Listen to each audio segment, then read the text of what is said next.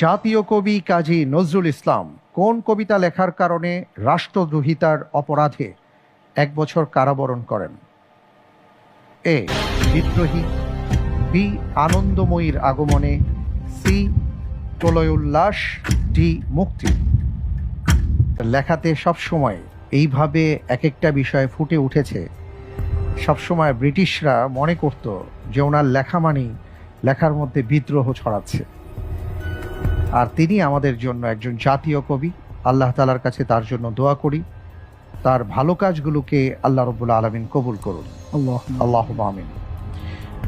আপনি লক করতে বলেছেন অপশন ডি, আমি তাই করেছি।